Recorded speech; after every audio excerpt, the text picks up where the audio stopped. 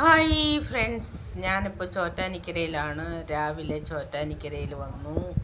അപ്പോൾ കീഴ്ക്കാവിലോട്ട് പോകാൻ വേണ്ടിയിട്ടുള്ള പരിപാടിക്കാണ് ഞാൻ താഴോട്ട് വരികയാണ്. കുളവരമ്പിലോട്ട് എത്തി.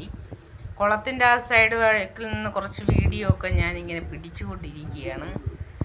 അപ്പോൾ നല്ല വെയിലുണ്ട് കേട്ടോ. അവിടെ നിന്ന് വീഡിയോ എടുക്കാൻ അത് പറ്റുന്നില്ല. അതുകൊണ്ട് ഞാൻ കീഴ്ക്കാവിലോട്ട് താഴോട്ടിരിക്കുകയാണ്. എൻ്റെ ധാവണി എങ്ങനെയുണ്ട്, ഇഷ്ടപ്പെട്ടോ? ഇത് അധികം ഞാൻ യൂസ് ചെയ്യാറില്ല. എന്നിട്ട് ഹോട്ടലിൽ കയറി, കീഴ്ക്കാവിലൊക്കെ പോയിട്ട് ഒന്ന് ഹോട്ടലിൽ കയറി. നല്ല തിരക്കാണ് കേട്ടോ ഗെയ്സ്. അവിടെ മസാല ദോശയ്ക്ക് ഞാൻ ഓർഡർ ചെയ്തു.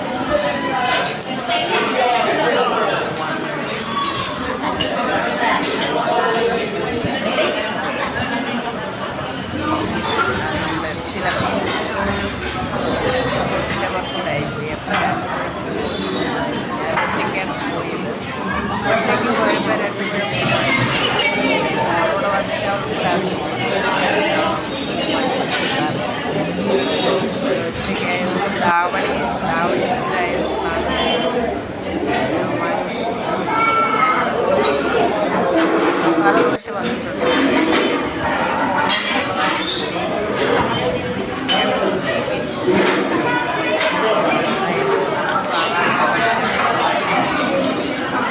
എന്തോ കടലെണ്ണയിൽ ഉണ്ടാക്കിയത് പോലാണ്. എന്നിട്ട് ഞാൻ കഴിച്ചിട്ട്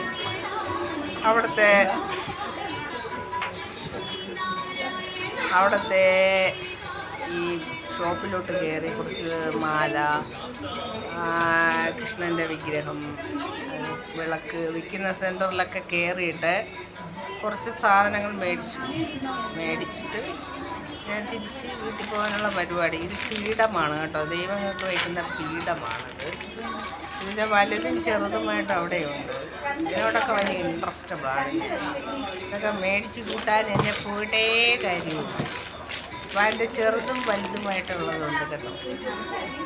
ഭയങ്കര പൈസയാണ് ഈ ഷോപ്പിൽ. അതുകൊണ്ട് ഞാൻ ഇവിടെ നിന്ന് അധികം ഒന്നും മേടിക്കാറില്ല. ഇത് ഡ്യൂപ്ലിക്കേറ്റ് ശംഖാണ്. അവർ ഒറിജിനൽ എന്ന് പറഞ്ഞുകൊണ്ടാണ് വെച്ചേക്കുന്നത്. അപ്പോൾ കഥകളി കണ്ടോ, പുതിയ സ്റ്റോക്കാണ് കേട്ടോ കഥകളി. ഓണം ആയതുകൊണ്ട് അവർ വരുത്തിച്ച് വെച്ചേക്കുന്നത്.